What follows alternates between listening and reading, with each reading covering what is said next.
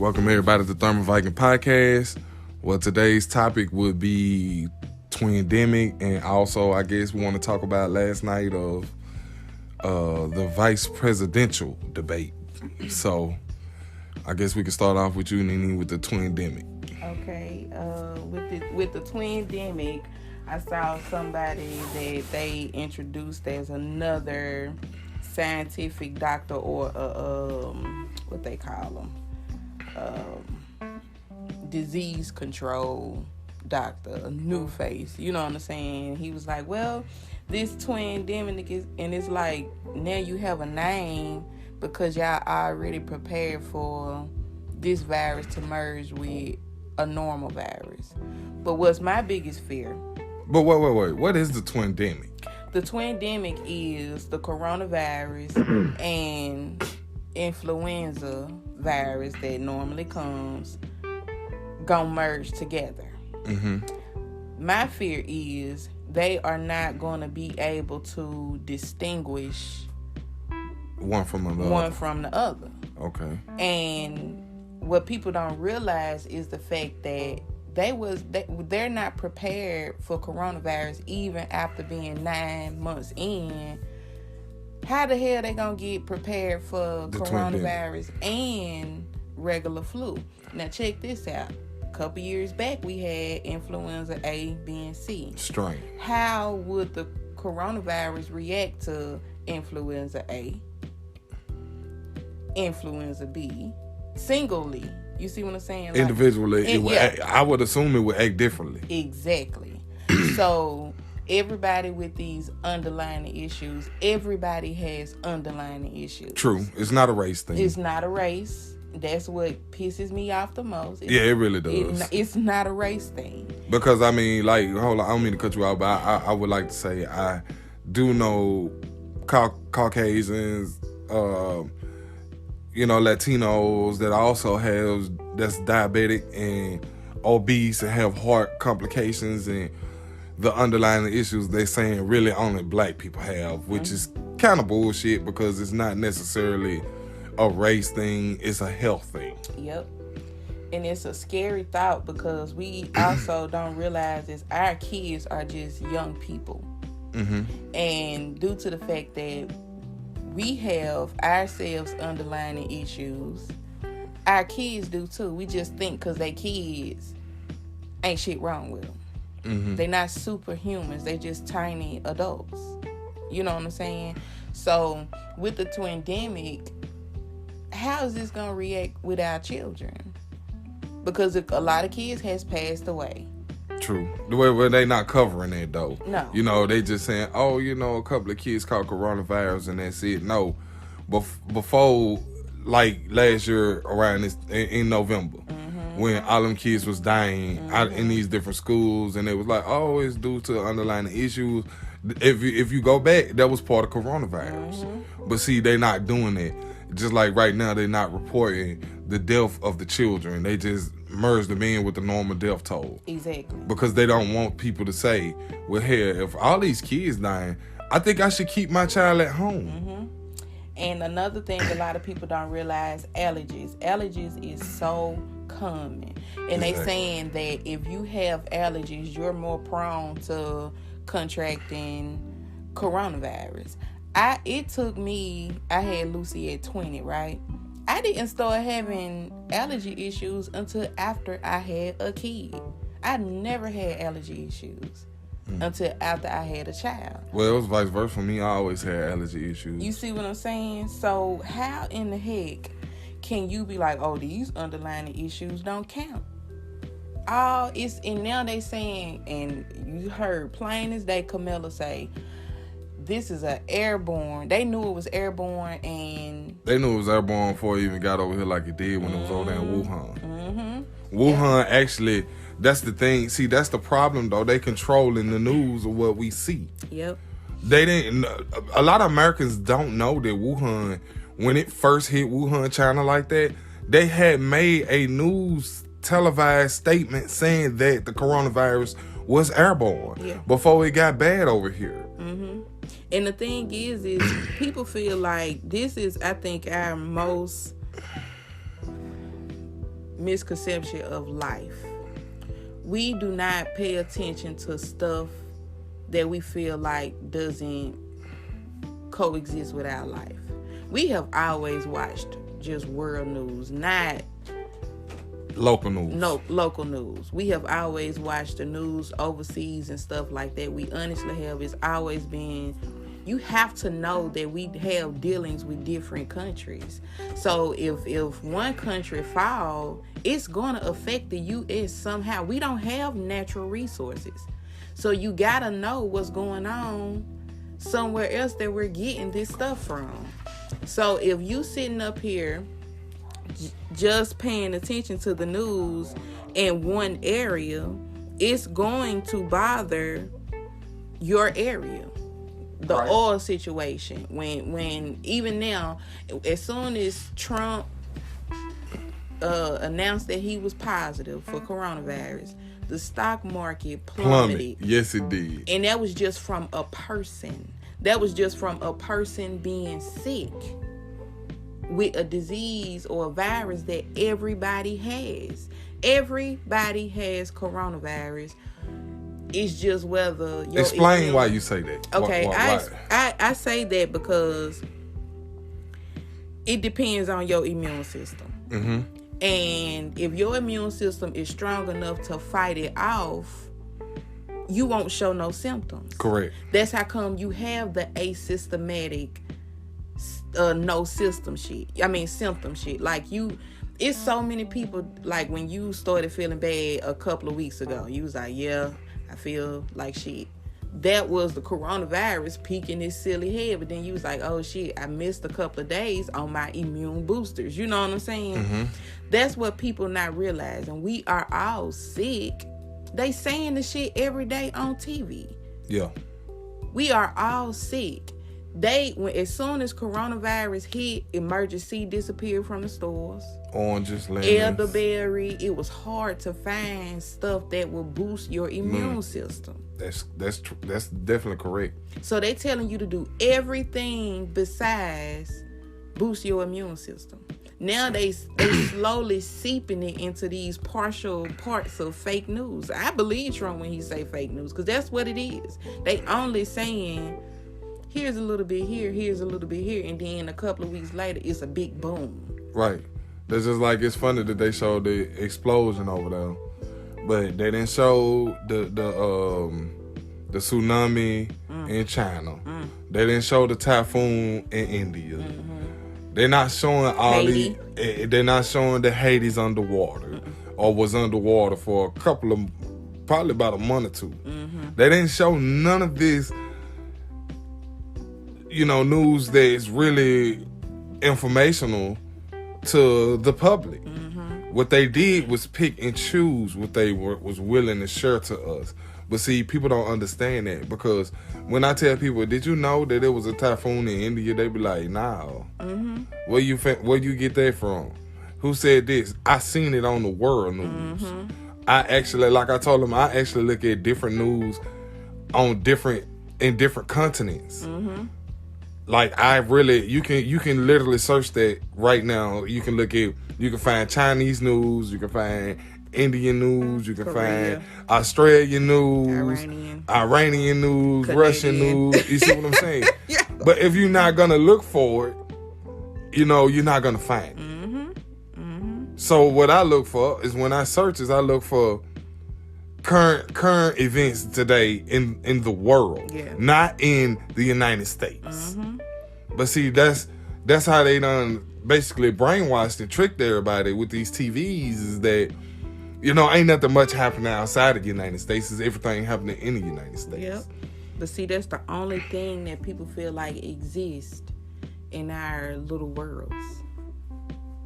And people do not realize how big everything is. If I wasn't so solid within knowing bullshit when I see or hear bullshit, I would have been scared as shit watching that lady speak last night. Watching Pence speak last night. Pence was hitting her up with her saying, like, it was like, people don't realize that she's so comfortable with saying Trump lying is because we don't know what she lie about. Like, it's like somebody saying, oh, you wrong. And that's only because we don't know what the fuck they done. Mm-hmm. She talked about how bad the Trump administration is against black people.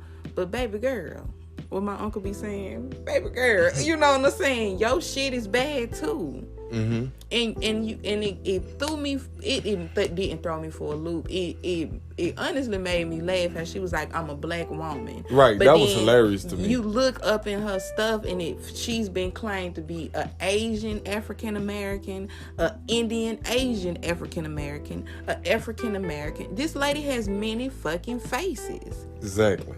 And many races. And then when you seen her talking to Mindy. It was like, oh, I'm Indian. Straight up, just Indian. Yeah, she said she's Northern Indian. She didn't say she was a mix of anything. Yeah.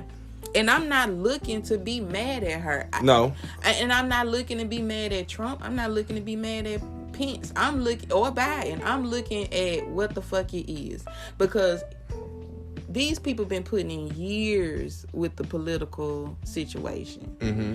And you cannot stand in front of me being a black woman, what you claim to be, and say, okay, how do we help the black community? You black bitches is there. But she's not black, and she don't resonate with black people. Exactly. So she don't know the answer or what to do or where to even begin. That's why she has to ask this question. Mm-hmm. But my thing is, black people has to stop being so naive that anybody can say that they're black, and they're like, oh, they black. Mm-hmm.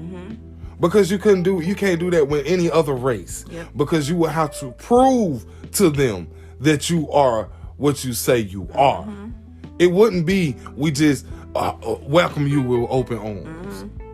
And that's the problem. Mm-hmm. We've been welcoming all these different people from all these different races with open arms. They come up off us, and then they separate themselves from what they began in the first place. And black? Oh, I'm not black. Mm-hmm.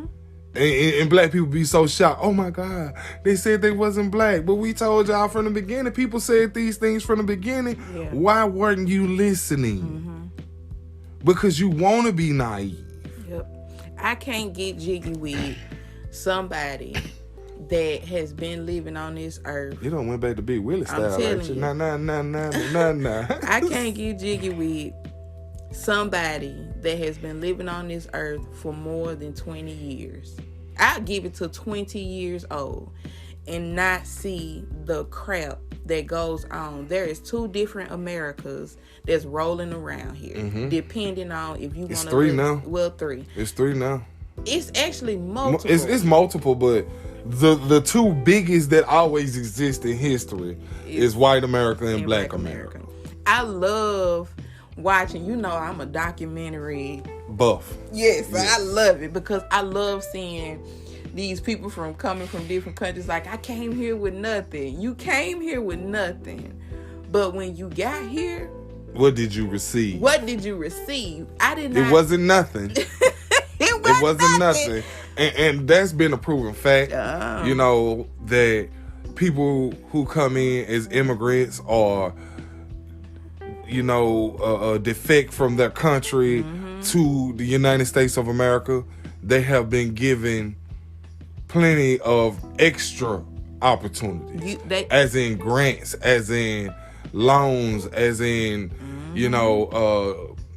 Being put in a perfect situation to where they don't even have to have money to purchase a house. The government will actually purchase a home for this family. Listen, I'm not looking. This the thing. Black people need to get to the point where begging should not be an option for your mouth. Right. I don't want to beg for shit. I don't want to beg. I don't want a handout. But what I want is the fact that when I get ready to buy a house, I can fucking buy a house. Right. I don't want all these hurdles. Hurdles shouldn't be put in our way.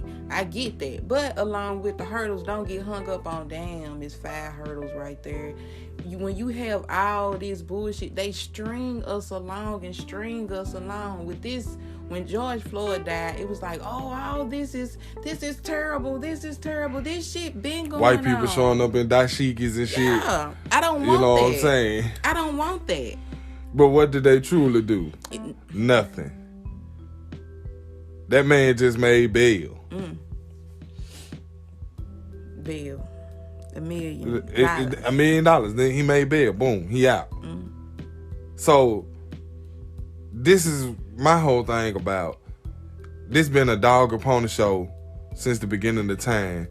They have came in, and when I say they, you know, it's different groups. You know what I'm saying? It's sometimes Democrats, sometimes Republicans, sometimes whatever you want to call yourself. You know, because some people don't resonate with Democrats or Republicans, you know, or what they say, QAnon and Antifa and was it Po Boys or whatever, you know. Yeah, Proud Boys. Proud Boys, I'm sorry. And all of these it's different groups, you know, but they all have the same agenda, and black people don't see that all their agenda come together as one, is to keep us where we always been. We always been down. We always been under. I'm sick and tired of people saying, well, look at Jay-Z or look at LeBron James. Okay, so you telling me it can only be one LeBron James? Or you telling me it can only be one Jay-Z that's a black man that's highly successful? Y'all not seeing this? It's only allowed one. Why is that? Why is that? Because the system is designed to keep us down. Yes, I'm not saying that I'm going to not try my effort to do what I need to do to take care of my family and succeed in life. But part of our succession is we make it our own. It's what we succeeded to where we got to the platform or wherever that we needed to be. Yeah. I think people in general, like you wouldn't, if you got your house, you wouldn't, even though you stay in a nice neighborhood, you wouldn't leave your doors unlocked. No. You wouldn't. No. You would take that safety precaution. Yes, and put up cameras. Yeah, and the thing about it is like, I look at my life like my house. I wouldn't let people come in and trash my shit. I wouldn't even give them an opportunity to come in and trash my shit. If you know that it's certain things that you have to do once you become an adult, why wouldn't you teach those things to your child instead of having your child become an adult and then find this shit out by themselves? I agree with you. Like, I don't disagree with what you're saying. And my thing is this. I when I talk, you know, a lot of my speeches or words go out to the black community. And it's not out of being judgmental or hate or even a misunderstanding. It's more of we need to learn, and we need to learn fast, because the slow learning and the slow realization of what's going on in the world is not helping us. It haven't helped us for at least 100 years, so it's not going to help us now.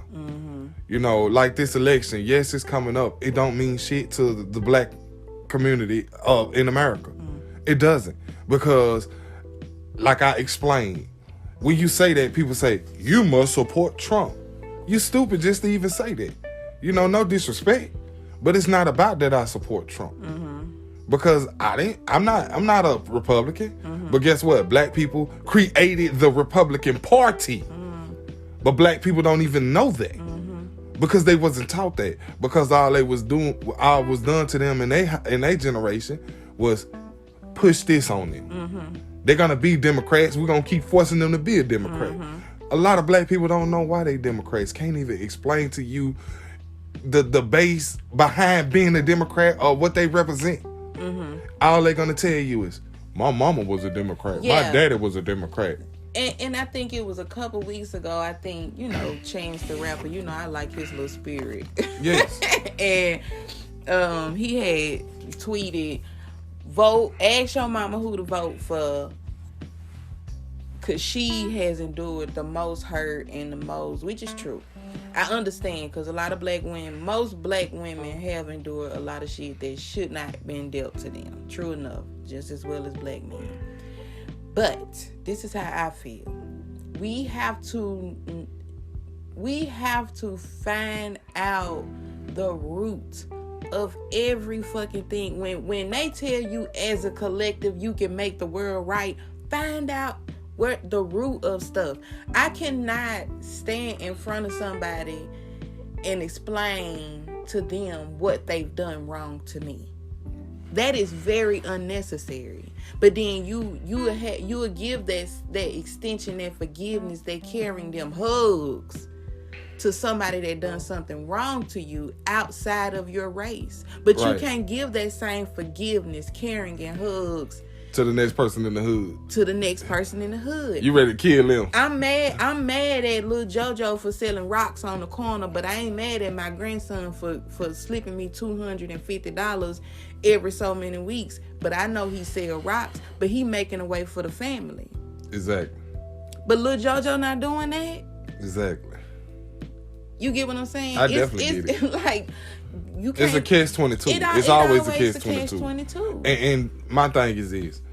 It been plenty of documentaries. Like, if you haven't seen it, please go see, what's the documentary? That Tariq Nasheed got. Hidden Colors. Hidden Colors. 1 through 5. Yeah. I'm going to say it again. You can look up Tariq Nasheed. He is the director and the creator of this content with different people with different degrees and different understanding on history that kind of educate you about what's going on then and now. Yeah. So please go watch Hidden Colors 1 through 5. It's a good documentary, and it'll open your eyes into a lot of things that's going on. You know, that's just like I was trying to name the family that it really started. That's when it really kind of took off. The family on top. There's what was it? Rothschild. The Rothschilds, yes. And they talk about the Rothschilds a little bit, and you can also go look up a documentary on the Rothschilds. They basically trying to do this New World Order thing. They've been trying to do this for a couple of 100 years. You know, and they've been passed down from generation to generation, from name to name, to organization to organization. Yeah. You know, that's how the Rockefellers begin. But see, a lot of people don't understand that. When you talk to black person and you say Rockefeller, they think about rap. Yeah. They don't think about the property, the money, the people, the family. You see what I'm saying? So I just wanted to side note that and let people know to go watch Hidden Colors. Look up a documentary on the Rothschilds so y'all can better understand the history of the blatant disrespect that has been towards black people. You know, and I'm not doing this to make black people angry. I'm trying to wake black people up because I want them to understand we are way more powerful than what they say we are. Yeah. Or that we know. But we can't come together for something simple as a family cookout. You know what I'm saying? I also want to side note too. When you find out new information that do not go with what you believed in and what your mama believed in, your granddaddy believed in, it does not mean it's wrong. It is okay to respect other people's beliefs. It's okay to understand that for many years I believed this, but this new information that I received go against that. It does not make it bad. It does not make it wrong. It just gives you another look on life. It does. And it gives you a better understanding on how big the stage is. Because for the longest, we've been battling the stage on a neighborhood level. Yeah. You know, a lot of people have not stepped outside that realm of the neighborhood, and they just been battling in the neighborhood. Yeah. And when you battle a battle in the neighborhood, it really consists of your own people. And there's no, like, your arms don't go nowhere. Like, you don't. you don't have no room to grow. Everything is the same. Each year is the same. The winters is the same. The summers is the same. It's all the same. Nobody grows. Nobody goes anywhere. It's just the same. And it's not, I'm not saying like, I feel like, and it might sound insensitive, I feel like we choose the same. But you have to, well, you've been dealt a bad hand, because that's 90% of black people. Mm-hmm. You know, it don't matter where you at or where you from in the United States. And sometimes outside of the United States. See, we don't talk about that because we're not the only ones suffering. It's not just black people in America. It's black people in the world that's suffering. Mm-hmm. Okay, so when we being dealt a bad hand, you got to learn how to come up out of that process of staying generational in the same bad space. I'm gonna explain this to you. When my sister turned 18, you know, I hope she don't get mad, because this is not something negative. This is something positive, and I want people to understand that, and I want her to see it and understand it, and not feel like I was just trying to be negative. But my sister turned 18. She moved to the West Side, which is the projects. Mm-hmm. My sister spent a total of 4 to 5 years in the projects, and then got her own house. Yep. She didn't get Section 8 at first, right? Mm-hmm. So when she got her own house, she had to work 2 jobs. She was struggling. So she went and got Section 8, which is still kind of, you know, a government program to help, you know, people like they still live in the project, even though they have found a home. Yeah. Okay, which is not a bad thing. So after she came off of Section 8, she moved to a upper neighborhood, which is East Brainerd, right? Mm-hmm. Now she's in the process of buying her own fucking home. She elevated. She took a bad situation and she turned it positive. She took those. It's like she took the steps that was necessary. That was fucking necessary. Nobody wants to do that. No, nobody wants to do that. I have seen 3 generations of a family living in the projects. Yeah. And it don't make sense, because I'm like, is none of y'all ever gonna get out of here? It's like, and I think I remember talking to grandmama about it, and I was like, it seemed like the food stamps and projects is hereditary. Free like housing and food stamps it's being passed down. Mm-hmm. Instead of property and ownership.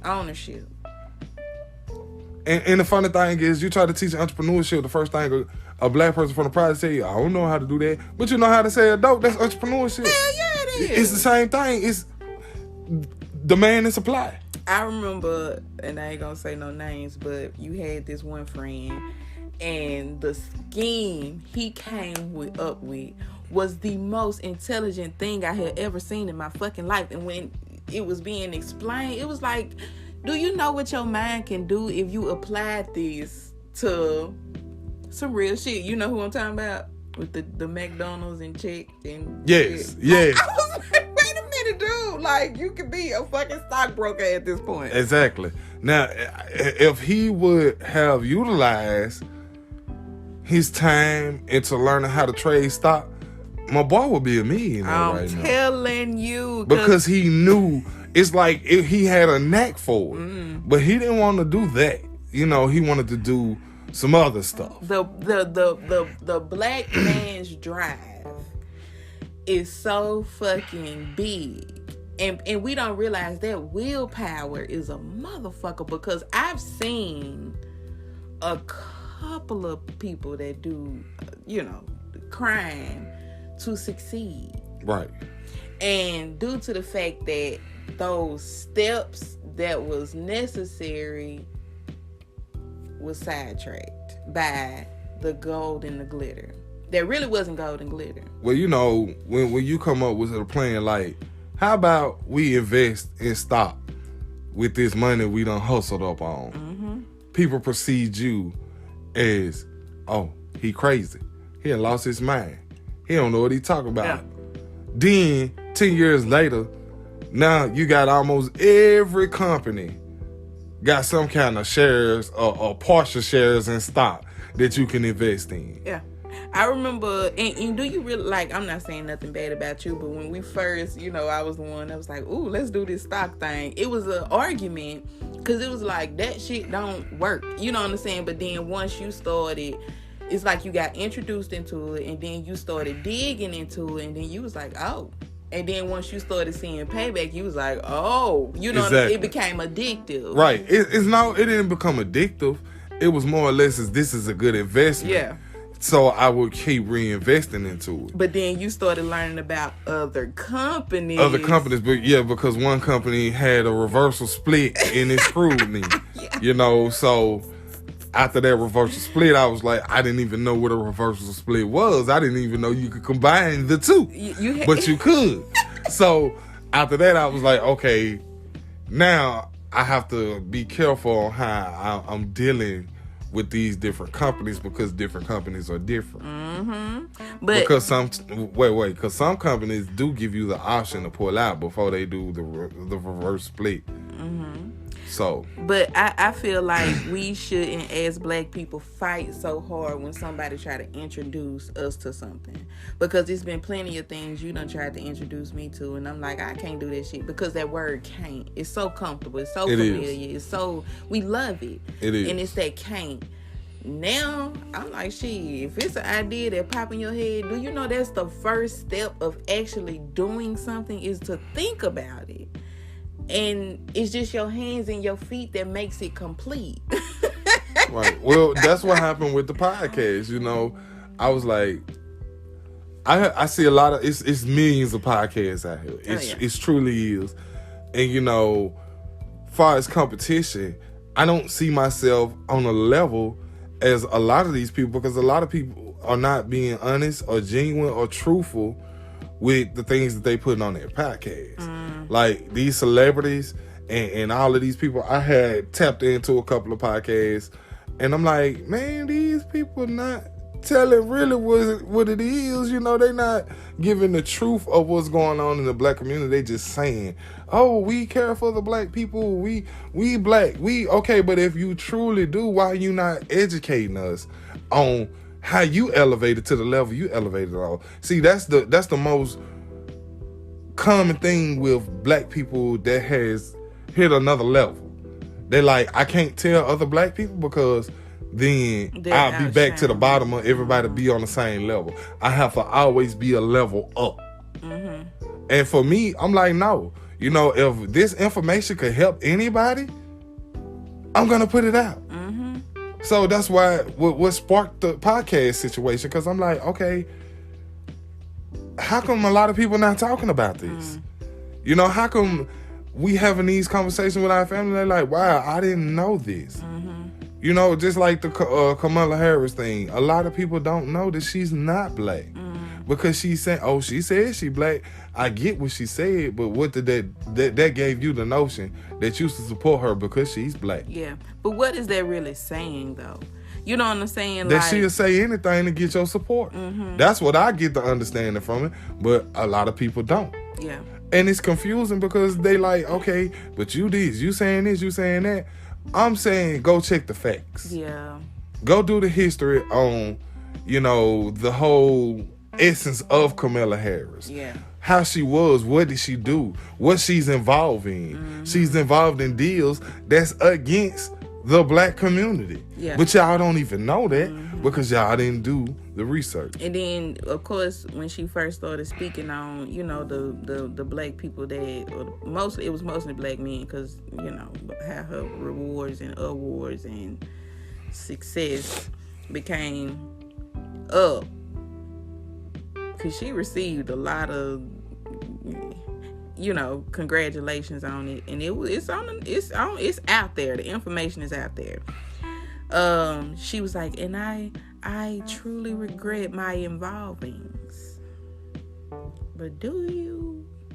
No, because it got her to where she is today. Mm-hmm. And that's what black people got to understand. Like, it was us who sheltered the weight.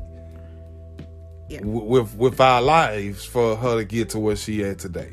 It's not about the support. It's about the imprisonment of a lot of black people you know, that she locked up in San Francisco. But, you know, even though you can go check this, it had been plenty published, you know, information, letters and articles about this situation. And, you know, people still ignoring it, especially black people. And I'm like, why ignore the truth? You know, if she wasn't for us then, she ain't going to be for us now. And we need to quit championing these people because we are the majority. We are not the minority as they want us to proceed to be. We outnumber them. And like I said, I feel like this. If we was to say, don't none of these candidates represent the black community, which is completely true on either side. Yeah.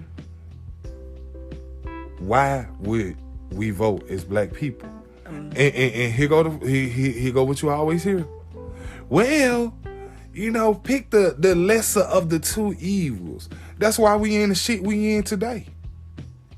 Because instead of saying, no, we do not support neither party, y'all go and run and vote for who y'all think is the lesser of the two evils. Who's better than this person. And that's the thing, like, I just can't, I can't find it in my body to be like, you know what, this motherfucker better than that person. You know what I'm saying? So I might as well, even though it's like saying, I know I'm gonna suffer here, but I might suffer less with this person. Yeah.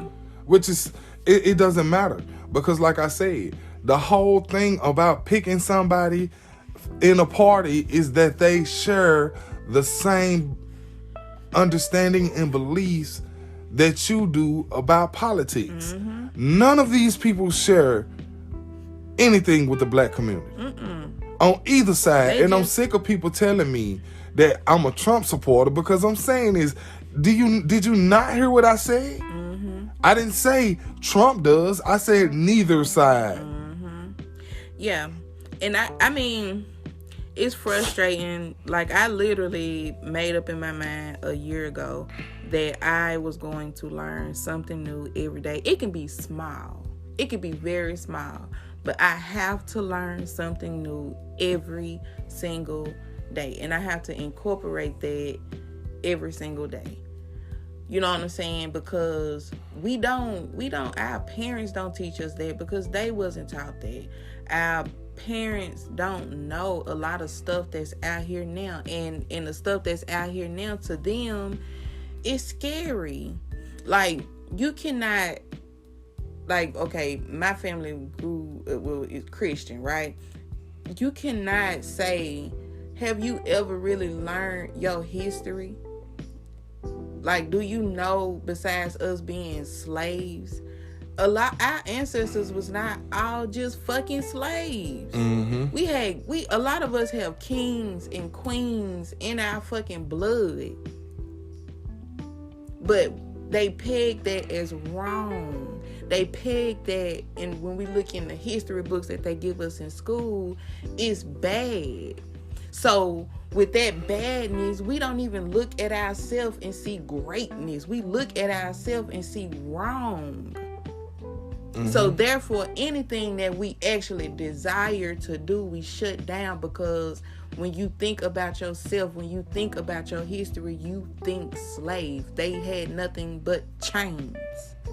So therefore, I'ma continuously and repeatedly be chained down. Right. But not physically. Mentally. In certain cases, because, you know, some prisons still do the chain gang. You know, and you know, being incarcerated, you are in chains. So it went from, and that's really what gets me. You know, a person privately funded a prison, brought it to the stock market, sold stocks and shares. And it's funny now, after that was said and done, and copied and pasted and repeated multiple times, now the police are like they are. They always looking to incarcerate somebody. Yeah, but see, that's the thing. Like when, and I'm glad you had brought up Hidden Colors. They show you the origin of Wall Street because black people were treated like cattle. But in order to conquer something, you hurt it. You make it scared. You strip it naked. You abuse it. You know what I'm saying? Like you do the worst things to it to make it do what the fuck you want it to do. And even after it's out of chains, out of the building, it is still mentally scarred. That's where that PTSD shit come from. Which they say we're not allowed to have. Exactly. Black people only feel like army men and people that's done been at war has PTSD. No, you have PTSD in neighborhoods. You have PTSD from being in abusive parenting or abusive relationships. You get these things, and it's symptoms that people do not think about. That's true. And kids can have it, women can have it, men can have it, babies can have it. You see what I'm saying? People don't realize the shit that they do that cause reactions that they cause, and then when you get this blow up, it's like, what did I do? This is the hand-in-hand bullshit when it comes to racism and the justice system. That man, remember when he kept filing those complaints against his supervisor. He did it for years. Budweiser, I believe. Well, was it Budweiser? No, that one, and then we had one in our plant in Alabama. Mm-hmm.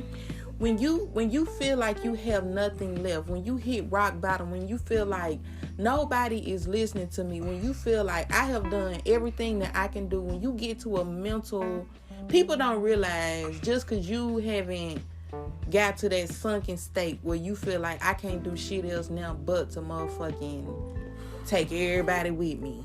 You get what I'm saying? I get it because I can understand that mind frame. Right, that they was drove into this. You can be driven to motherfucking commit mass murder. I don't give a damn what nobody say. Because when you feel like you're not listened to and the shit still happening, then motherfuckers looking at you like, well, I don't see what the problem is. Motherfucker, right. You don't see that I've been treated badly. So you don't understand my reaction. You can't even empathize with that. Mm-mm. Hence the reason why black people are reacting how they react, and they tired of this. Everybody done had a family member that has been given too much motherfucking time. They done had family members or somebody close, or even when we watch TV, now I have seen so many black women and black men die on my phone. Than you ever seen in your life. Ever seen in my life. Than you ever seen in any fucking movie. And check this out. You have a choice to watch a movie. You have a choice to get on social media, but social media is an outlet. But when you constantly seeing this death, black man got killed here, police, and then you see the killer be set free. Mm-hmm. Or you see the killer be like, oh, no. You know what I'm saying? Like, you see the murderer get away with this shit. It causes rage. Right. It causes but hurt. See, you can't even say certain things anymore about the defense of black people because now they calling it anti-Semitic. Mm-hmm. And you're like, well, wait a minute. So you telling me that we can still continue to get killed like cattle and then can't say shit about it? Yeah. That's bullshit. Yeah, it is. That's like I said with the Nick Cannon thing. He should have never apologized. I don't care if black people feel he wrong. He still shouldn't have apologized. Mm-hmm. Because I feel like if you bold enough to say something, stand by it. Mm. But he didn't. They start fucking with his money and tell him they were gonna take his show. So of course he submitted. Yeah. And that's the problem. Yeah. You know what I would have said? Well, shit, I'm living in this multi-million-dollar house. I'm finna sell this motherfucking house. I'm finna downgrade and I'll be alright. Yeah. Fuck y'all. Yeah. I think that's one thing black people don't know the power of is the word fuck it. Or fuck y'all, or fuck you, or, you know what I'm saying, fuck this. You know what I'm saying? We had it years ago, I think it was a couple years ago, we had back-to-back big companies that I know for a fact a lot of celebrity support was putting out these racist ass t-shirts and racist ass sayings and slangs and commercials and shit, but that is a marketing technique for them. Black rage is a marketing technique. You cannot, I understand. The only thing you can do when you friends with somebody and you don't want to be friends with them no more because they did something fucked up to you, you totally take them out of your life. You don't involve them, period. Why is that so hard to do when it comes to these companies that you think make you look fucking good? That you spending money to impress motherfuckers that you don't even talk to. Exactly. Because guess what? I look at it like this. The owners of these big brand companies, you wearing they shit, how could you impress them? How?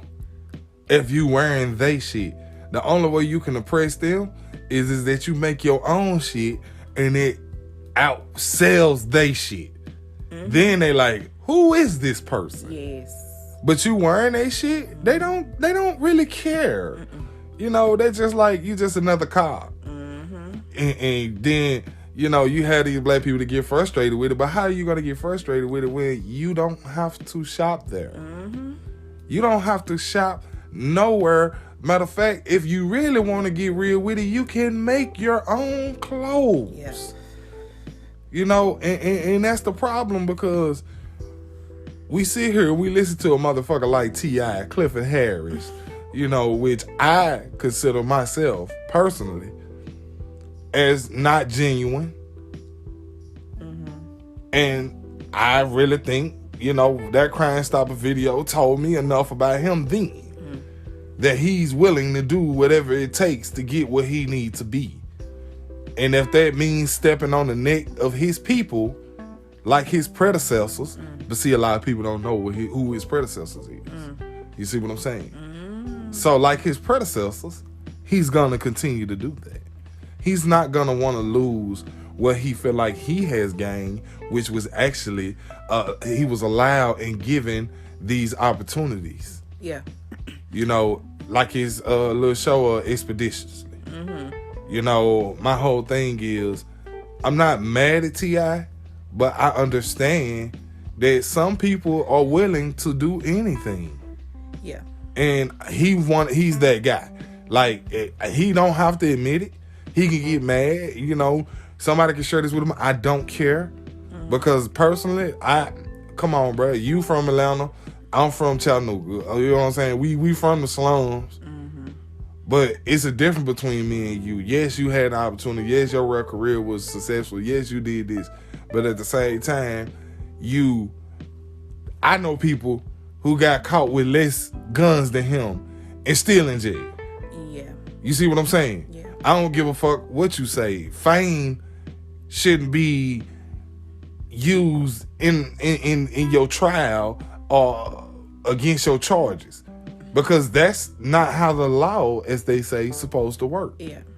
I think all in all, when it comes to the systematic bullshit, because that's how I feel it is. Like, shit don't really necessarily bother me unless it's just straight up fucking lies. And the system is a whole damn lie.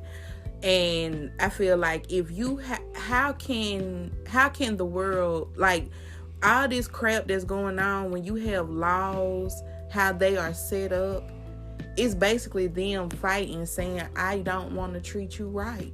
Right.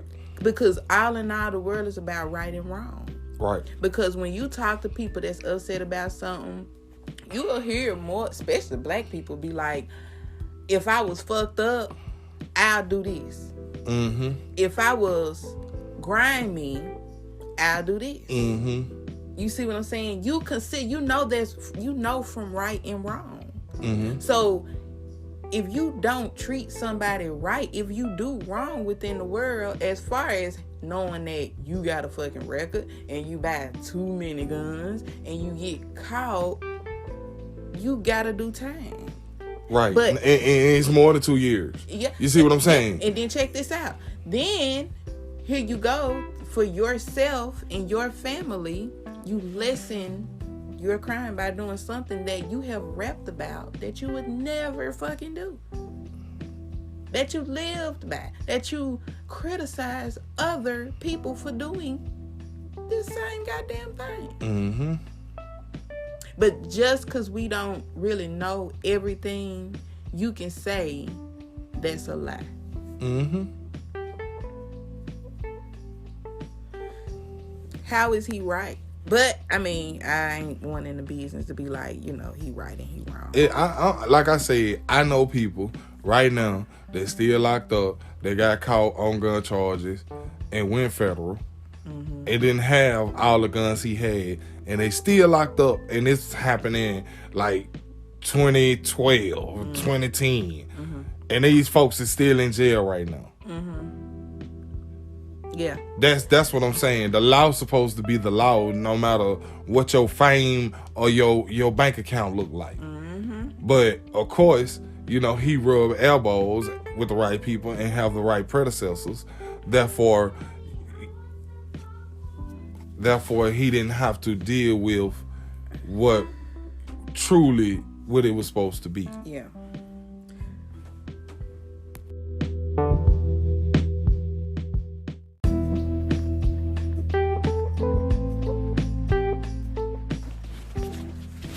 You want to start back on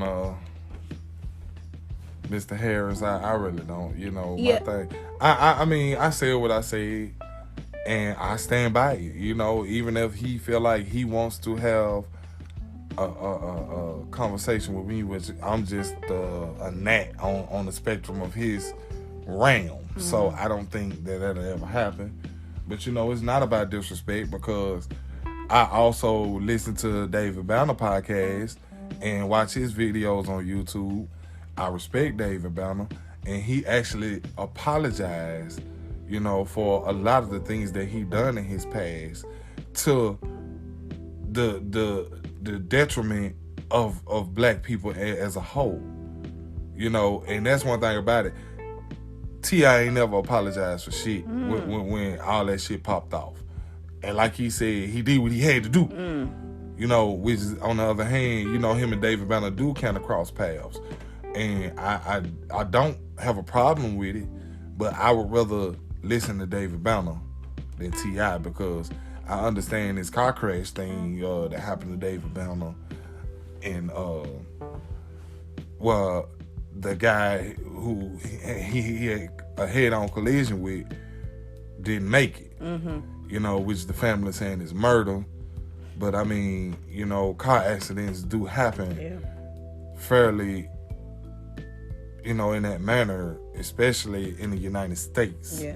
So I understand how they feel, and I'm sorry for their loss. Mm-hmm. But you can't call it murder if David Banner wasn't intending on killing that man. Yeah. Yeah, I get that. And I understand the family standpoint too, because, you know, my cousin passed away from accident, and I was mad at the person who died. I was so mad. I wanted that person to die the worst death, because a part of my heart was took away from me. You know what I'm saying? I'm like, if you would have been this, if you would have been that, this wouldn't have happened. But it's different circumstances, because, you know, unfortunately, the driver that was driving the truck that killed your cousin, he was asleep. Mm-hmm. You know, in this circumstance with David Banner, I don't think anybody was asleep at the wheel. I think it was just a bad head-on collision. Yeah. You know, so, I mean, I understand what you're saying, and I understand the family probably feels that way about David Banner. Mm-hmm. And it don't matter how you feel, it don't change what happened. Yes. And the thing is, like, you don't realize David Banner, you know, suffering mentally too, because that is something hard to have on your conscience. I love David Banner, because the thing is, I think he is so well within himself that one thing black people do need to learn is, when you do wrong, you have to accept the ripple effect that comes after that. The reason why I feel like black people are so dangerous to themselves is because even when they do wrong, they expect people to be as gentle with them as they are with themselves. And it's like, but you do know how you made these other people feel. For him to make the music that he made a lot of people come together, but he made a lot of motherfuckers fight. Yes, he did. And he got to a point where he like, I'm sorry, like right. That's what I'm saying.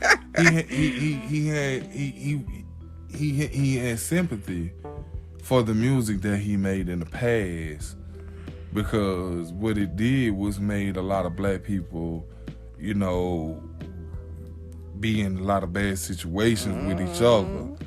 And when he said, once he started to realize, you know, that was happening, that music frequency was a thing, that he was like, he would play 2 crunk songs and one in Cadillac on 22s after that. He said, because he know for a fact that after that 3rd song, if he didn't play that, then everybody would be fighting. Exactly. I cannot move if I'm getting ready to go somewhere. I can't move my vehicle if I don't play the song that needs to be played before I pull out our driveway. You know what I'm saying? Like, you have I to. ain't like that. You ain't. You just go. I get in and go. I start my music while I'm riding. I gotta be. It gotta be what I need right there. You know what I'm saying? But that's what I'm saying. I don't know what I want to hear until I think about it. Yeah. So I get in the car, pull off. Excuse me. I pull off and then, you know, I decide what I want to listen to then. Yeah. It's true. I think we do need to be more conscious, aware of what we do every day before we do it, if it's right, if it's wrong. You know what I'm saying? And if it's, because some people, you know what, some shit be dead ass wrong and they know it's wrong, but sometimes it's just justified within their thought process or their emotions or whatever. But then that's when you come to the conclusion where you need to be emotionally checked, and sometimes you have to emotionally check yourself. Because sometimes we'll think something is right and it be dead ass wrong. But sometimes the damage is already done and you have to accept what comes after. Black people don't want to accept what comes after. You know what I'm saying? And you don't want to hear how something made other people feel. So therefore it brings this anger. It's like, I'm trying to motherfucking do right now, and it's like, motherfucker, I don't want to hear that shit. You know what I'm saying? You don't want to clean up the mess you made. But listen, I want to tell you something that I think is beautiful, because I had already said this, like when all this protesting started. Remember when I said it'll be great if black people will really come together and show America that if we all don't work one day, what'll happen? I said that'll be beautiful, and it actually happened with a group of black women, I think in New York. Oh yeah. I seen that. I was like, oh dang, that's she had the same thought I did. That's beautiful. You know what I'm saying? And her group, they did not work. And the funny thing is, all I keep hearing is frontline workers, and these frontline workers are not black people, and that's a lie. You know, who driving these buses? Yeah. You know, who's fixing food? Who's, you know, and a lot of nurses and doctors are not just Caucasian or Indian. Yeah. It's a lot of black nurses and doctors. You know what I'm saying? And techs and all kind of, and that's what kind of irritate me. Just like now they got a Latino push, and they saying that all these Latino people on the front line, which I'm not saying that they're not. What I'm saying is, quit making it a race thing.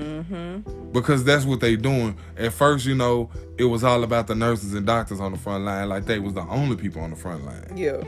Now it's about the Latino people on the front line, which I'm like, it's all different race and ethnic groups on the front line. Quit saying it's one group, because it's not. Yeah. You know what I'm appreciate watching is how people are literally getting to a point where they see a problem and they be like, fuck it, I'm gonna do something about it. That shit is happening a lot. These teachers, they like, shit, I'm gonna go to the door and I'm gonna teach my lessons. I'm gonna make sure this is happening. But you got the good and your bad with the teachers, just like you had the teacher who was telling the little boy about George Floyd and how that shit had happened. and he deserved it and all of that. Yeah. You know, it depends on the teacher. Mm-hmm. You know, you do have good teachers out there, and you do have bad teachers out there. And I want to clarify this because I'm sick and tired of people saying it's good cops and bad cops.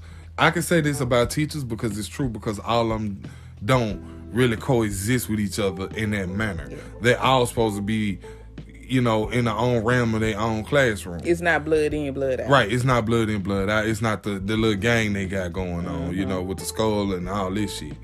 You know, with the cops, it's like this. And I want people to understand, even if they are police, you know, because that's always, they keep saying that's a misconception about the police department. And it's not everywhere. It is. It's everywhere. My thing is this. It's way more bad cops than it is so-called good cops. But my thing is, as a good cop, why are you not exposing these bad cops? Because either one, you don't want to lose what you accumulated over the years, or two, you're afraid. Yeah. So if we got bad cops and we got so-called good cops that's afraid to expose the bad cops, then what does that make them? Yeah. That make them not good cops either. Mm-hmm. Yeah. And I'm so sick of the stereotype, oh, it is good cops. No. Because if it was good cops, then a lot of these bad cops wouldn't be where they are today. Because these good cops would got rid of them and got them up out of there. Yeah. And then how you gonna have the police policing each other? That's a ton of affairs. They just as worse as the crooked ass cops this doing all the murders and killings and burglaries and drug dealing and gun selling. Yeah.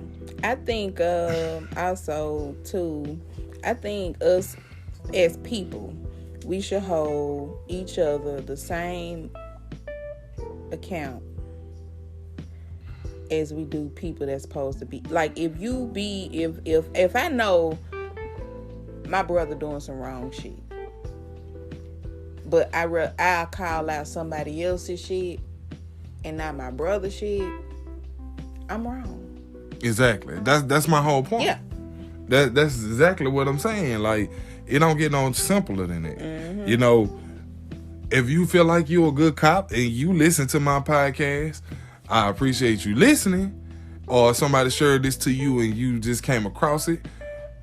Educate yourself and start doing right and getting rid of all the bad cops. Because, like I said, they going through all these police is doing all this crooked shit jacket. These people supposed to be fired years ago. Yeah. They have 8 or 9 different proven complaints on them. Not just something thrown out there. This has been proven that they've done the things that they've been accused of. They should no longer be officers.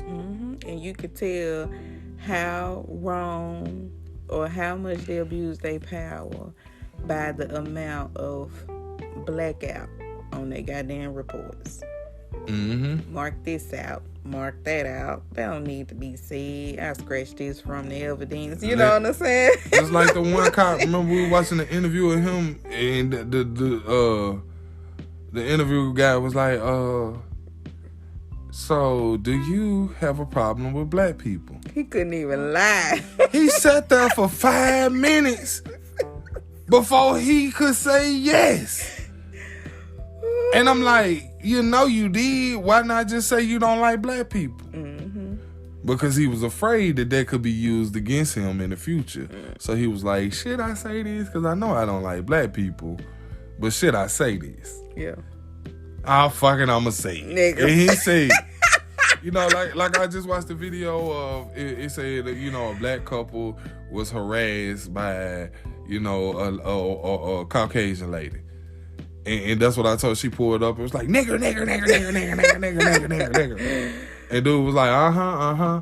And she was like, I'm so sick of you black people talking about slavery. The Irishmen were slaves. And pulled off. I'm like, really though? Is that the conclusion that you come to? You say, you spit out racist gestures and then try to justify slavery. Yeah. Because the thing is, it's better to make it be like, oh, it was done over here too, so fuck your cause. Fuck how you feel. Now we don't talk about that when we talk about the you know what? When it comes to the Holocaust, you know, they ain't telling them fuck that shit. They ain't telling them to quit crying.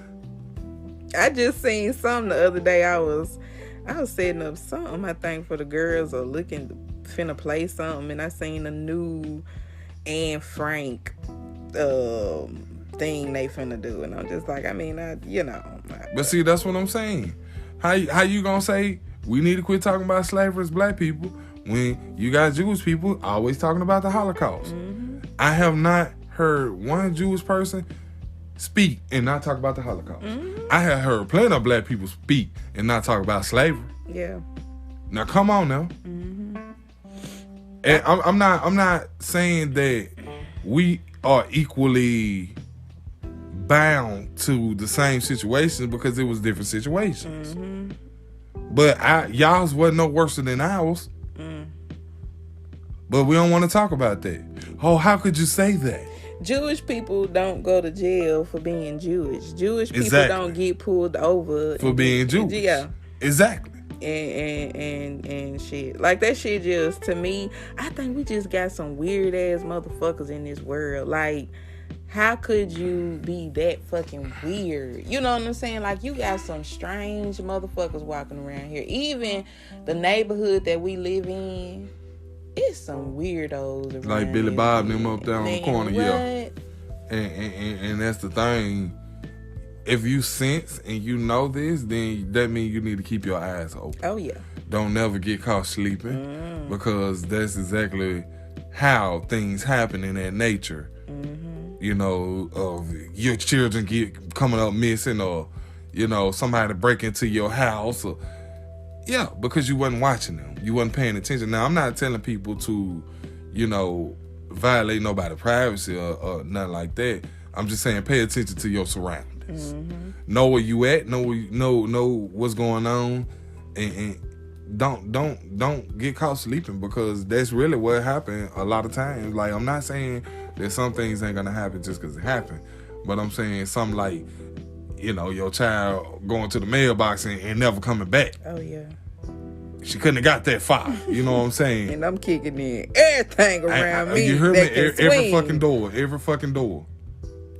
House by house. Because she couldn't have got that far. We have to be better, because you can't. I'm skeptical of every damn thing that can breathe. And it's only because I know when the time I was brought up, and I know the time that our kids is here, and it's different. It's really different. It's way different. And you know, because back then we could go outside and play and run around the neighborhood. Yeah, you could. And that's what I was explaining to the kids. Well, just Mouse, because you know me and Mouse have our midnight talks and stuff. And she just was like, you know, she find it strange that she don't really see kids out playing like she would in the city. And I'm like, well, Mouse, we do live in the country. You know what I'm saying? Yeah, we not that close to our neighbors like that. But me and Daddy rather keep an eye on you, because we do not forget where we live. We are not, I'm not comfortable. I'm not saying I'm not comfortable here. I'm saying I'm not comfortable enough to be in the kitchen cooking while my baby's outside like my mama used to do. Right. That shit just is not a possibility to me. Even when we was in the city last weekend, it was an adult outside, and my mama stay in a close neighborhood. I was out though. Yeah, you was out. It was a parent out there at all times, and it's because we wasn't finna get caught slacking. You know what I'm saying? Because I don't give a damn how close my mama is to her neighbors. I don't trust nobody. Nobody. I don't trust a soul. I actually don't, because people are raised different. People have weird ass fetishes. You know what I'm saying? People are just weird. And I'm not saying, you know, it's everybody, but I ain't giving it a motherfucking chance. But sometimes you got to take yourself out of the situation. What I tell you, what little buddy do? He came off his porch and walked his dog. Even though his dog was on the leash, he let that slack go on that leash. You ain't finna let that dog bite my keys, bro. Come on in the house, y'all. Let him walk his dog, and when he go back out, we'll go. When he go back in, we'll go back out. Yeah. Because I'm not gonna sit there and wait for this man to let his dog bite my keys. Yeah. And be like, why you do that? Yeah. Nah, I'm gonna be ready to break his neck. Him and the goddamn dog. In fact, I'm gonna take this leash and choke you with this motherfucker. You know what I'm saying? But see, that's what I'm saying. When you see a situation like that arising, just leave. Just leave. Yeah. It was like that one time I pulled up to the gas station. You know, this dude looked at me. I looked at him. He got into it with the attendant lady. And I'm like, shit, this shit finna be a problem. Because if he turn around with that shit, then me and him gonna have a problem. Yeah. I said, okay. So I went back to the truck. I sat in the truck. I waited on his ass to come off because, you know, the new gas stations, they outside. You got to go to the booth. Yeah. So I waited on him to come from the attendant lady. He done cussed her out and got mad. And so he went to his car. I went to pay for my gas, pump my gas. He looked at me. I looked at him. And I pulled off. You know what I'm saying? Like, I'm not finna get in a confrontation with somebody just because they having a bad day. Oh, yeah. I'm not gonna let you do that to me. Just like that lady at Walmart yesterday. That shit, and it cracked me up. It didn't bother me because I totally forgot about it by the time I came out, got to talking to Tina and shit. But that shit was funny. She was like, by law, I'm required to tell you, like, you, nigger, you know what I'm saying, to wear a mask. And then dude come in behind me. We you know what I'm saying, respecting the guidelines. He waiting on the buggy after I'm fighting with a buggy. And I'm like, but you ain't tell Billy Bob this shit. You know what I'm saying? He started laughing because the shit was legit correct. You know what I'm saying? Like, he ain't get mad because he like, yeah, bitch, you ain't tell me. Because I ain't got a mask on my face just like this lady. It's a lot of people I seen going in there that didn't have a mask. Yeah. A lot of people. Yeah. And it's just like... But see, that's the misconception that these racist people watching the news and they watching the local news, and the local news saying that black people are more susceptible to catching the coronavirus than Caucasians. Because y'all eat pork chops. Because we have underlying issues. Yeah. Was like, I go back to it and say it's not a race thing. It's a human nature thing. I feel like, you know, I give anybody the opportunity. I can't say, oh, somebody is just completely good or completely bad. I feel like you good to a motherfucker till you not.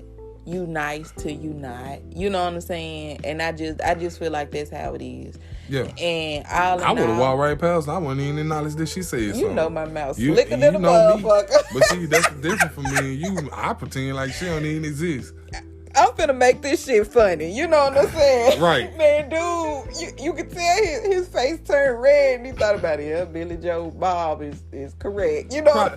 And what probably kill you, they probably call him that. One of them names. They probably call him Billy Joe or Bob. I was like, so you just ain't gonna tell Billy Bob Joe. He looked at me, I looked at him, he started laughing, I started laughing. I was gonna laugh regardless. She was madder than a motherfucker.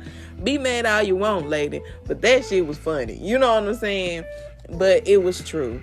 And I seen how, because for a minute it was like a flash of anger. And then I thought, like, no, not right here. Not right here. Not about this. You know what I'm saying? Bitch, fuck you. You know what I'm saying? I can understand why black people get so emotional when they stopped. Or it feel like something is racially driven. It's a direct attack. And I understand that. But that's the problem. We gotta... Me personally, I ignore the direct attacks. I done been approached like that, and guess what? I kept it moving. Yeah. And that made them even madder than it would if I would have said something to them. Yeah. You didn't hear me? Yeah. I'm keeping moving. Yeah. I ain't heard shit you said. I heard you, but I ain't heard you. Yeah, You know what I'm saying? Yeah. I heard the sounds that are coming out of your mouth, but it didn't register because I didn't allow it to. You know I'm silly as hell. We finna laugh about this shit because, bitch, you mad. And you know what? You need to let it go. You probably mad because you at this door. You know what I'm saying? But I get it. You know, but fuck you. So, and if you would have came out the same door, did you come out the same door? I sure did. I was like, yo. I was like, have a good day. Exactly. You bitch. You're damn right. You're damn right, depending on how you want to come at me, because I can be. You know. But see, we gonna laugh about it. This is what has been created in this space. That you have all of these Caucasian women trying to do shit like that to get they love 15 minutes of fame, since everybody doing the Karen thing. Yeah. So they deliberately trying to be a Karen so they can get their 15 minutes of fame. But they not knowing that every black person that they come in contact with not trying to record you. Like everybody's not trying to do that. Some people got things to do and places to be, so nobody has the time to sit there and record your retarded rant. I damn sure wasn't, because I was playing Pokemon, and bitch, you ain't finna fuck this up. You know what I'm saying? I wasn't finna go there with that lady. But I get it. You know what I'm saying? Also, I think so many people so afraid right now. It's like death is all around me. You remember that show we used to watch? I met your mother. Death is all around me. Yeah, it is, motherfucker. But that shit was there before this. You know what I'm saying? It's just like, get the fuck out of here. Why? Just like people was racist before coronavirus. People gonna be racist after coronavirus. Racism is a choice. You know what I'm saying? It's just like what you want to eat today. You choose what will come out of your mouth. You choose these thoughts in your mind. You allow this to take over your life. Now, this is a point we have to get to. When you fuck with somebody, you don't give them that choice. They have to hold their composure while you fucking with them. And that's bullshit. Right. But you're going to have what I call hate crimes. Because that's what it is. It's a hate crime. And you're gonna constantly have that as long as that's what the news perpetuating in the local area. Because guess what? We from Chattanooga, we live in Cleveland. The news is completely different on both sides. Yeah. Just like I was saying about they were saying that the black people was, having the underlying issues. They aired that way more times up here than they did in Chattanooga. Mama said they aired that twice and that was it. But up here, they aired it every day for almost 2 months. Yeah. Knowing where you are and not forgetting who you are is the main thing every day on a day-to-day basis. I'm not saying you have to walk in fear of being black. No. What I'm saying is you have to understand how people look at you. If I know I have hurt somebody, I know how they look at me is different. You get what I'm saying? And white people need to understand that. Understand how you are and understand the shit that your people, because black people like to be looked at individually. And that's false. Because white people do not, especially white people that has had a bad interaction with a black person, they look at us as a whole. So if one black person broke into my house, all them motherfuckers will break into my house. That's just like me being at work with Jackie. When I first got there, all the white people was like, "Oh, she's loud and she yells and she fuss." And then when I met her, I was like, "Well, really, she would have a reason to fuss if y'all do y'all fucking job." But y'all not saying that. Y'all just saying the aftermath of what she got to say after she needs y'all to do something y'all don't want to do. Now, once you got to the point of like actually working with her and spending time with her, was what they were saying was true, or it was the fact that them motherfuckers wasn't doing their job? It was the fact that they wasn't doing their job, and then they would fuck with her. Oh, okay. But she didn't know how to handle that shit either, because once they started fucking with her, she was mad at everybody, no matter what color you was. Yeah. And I'm like, you can't be like that. Yeah. Because if you mad because they failed to do the job, then that's what you should be mad at. You should be mad at they failure and then blame it on everybody. Yeah. But that's what she was doing. Yeah. Which, I kind of understood both sides, but I definitely understood Jackie's side, because she like, well, if somebody need help or a situation, why y'all not working together? Yeah. But then the way we were set up, like a lot of times we really couldn't.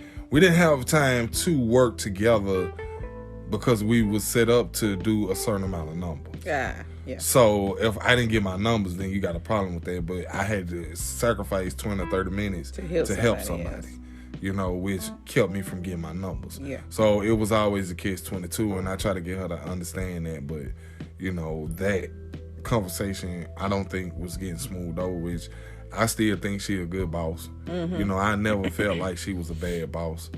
I feel like, number one, she was misunderstood because she was a black woman in leadership. And number two, majority of her employees were white. Yeah. So they didn't really want to hear what she had to say, no way. A lot of them didn't respect her. Like I told you, the one white girl named Claudette came and was like, she deserved to be in Jackie's spot. And I'm like, how?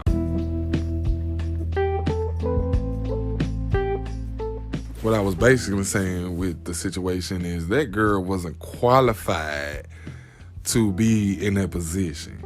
First of all, to be honest with you, she did not have a high school diploma or, degree. And she had only been working at like 6 months. Like, she only had been there, about a month ahead of me or two. That's it. She hadn't even got her 90 days in. And she was feeling like she was qualified to take the job of a black woman because she was black. But this black woman has been with this company over 30 years. And I thought that was really silly to bring race into qualifications. But, that's really how it works in the work industry. Yeah. A lot of people are not qualified and get good jobs because of their Caucasian ethnicity. And it's like, what though? Like, what? How is it valid? Right. It's not fair, but it's like that, and it's a lot of white people feel like, well, racist white people feel that way. But are they racist or just uneducated like a motherfucker? Both sometimes. In some occasions, it's both. It's like you don't want to respect this person who earned a position because you feel like your race should elevate you to this position, which is fucking preposterous. Like, it's uncanny to how they do that. And I don't get it. Go. I don't get it either. I mean, I get it, but then it's just like, that shit ain't right. So at some point, do you feel like, how can you stop this, or how can you because I feel like anybody that know how hard they work for a position, and then you have somebody come in and it's like, yeah, I ain't got the qualifications, yeah, I ain't take all the bullshit that need to be taken. Like, I deserve it. Let me get that. Is she wrong for getting mad? Like, if that would have came at her, you know what I'm saying? How do you react to something like that? I thought it was funny when she said that, though. I thought it was hilarious because I'm like, even if you saying what you're saying, you still don't even know what you're doing on a day-to-day basis. Yeah. Every day you like, and what am I supposed to do? I don't remember. I don't know how this works. I forgot. So how do you feel like you qualified enough to be somebody's boss when you can't even remember how to do your normal job? Yeah. That don't even make sense. Yeah. But in her mind, it wasn't about whether she can do the job or not. It was just about her skin tone. Yeah. And it really boiled down to, just because somebody black, they do not deserve anything good. That's messed up, because even us as a community, we kind of feel that way too. Like, I be genuinely happy for people that do something, to me, that's amazing. Like, I really do. But then you'll have some people that you can't call and be like, hey, this happened and this happened. Because they be like, oh. Okay. But see, with her, it was all about race from the beginning because, like I said in the break room, she would tell racist jokes like, oh, my nephew, he's black and he went camping and he was scared to go camping. And he was like, and the other guy that was with him was like, well, black people are afraid to go camping because black people get hung by trees. Why? First of all, you don't like the fact that your nephew black. I get that. Second of all, I mean, not her nephew, her grandbaby. Mm-hmm. So, I understand this, but I don't tolerate racism. So don't tell me another fucking racist joke ever in your fucking life. And of course, she played the white damsel in distress. Oh my God, did you guys hear that? Yeah. No, they heard you loud and clear. Yep. And they heard me loud and clear. So you to me was an example to them that I'm not gonna tolerate y'all racist remarks. Keep that shit in y'all group like y'all been keeping it. Don't add me to it because I'm not the black person that's gonna sit here and laugh with you and think that shit funny. Because I don't. Yeah. And of course, you know, everybody coming to me, well, you just misunderstood. How the fuck I misunderstood that shit was racist? That's not a misunderstanding. Because the misconception is you as a black person is just angry. Yeah.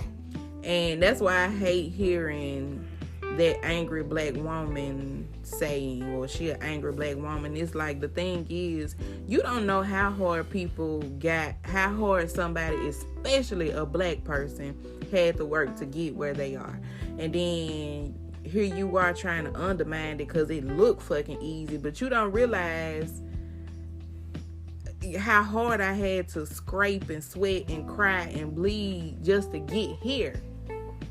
So yes, I'm angry, but I'm angry because you undermining my motherfucking success. No matter if it's a factory job, no matter if it's a fucking restaurant job or what the fuck ever. I worked hard to get here, and you think you can come and suggest you can do this shit? Fuck you. You know what I'm saying? But see, the problem was, that was a problem in itself. But then I also, on the other side, had a black lady that feel like she was better off trying to be Caucasian, so she would try to resonate with them. And I'm like, you not the same as them. I don't care who you was raised with or how you was raised. Your skin color ain't changed. You still black. And of course, yes, she got mad. And of course, she definitely got mad and not talked to me, which I mean, I didn't really feel like it was a problem.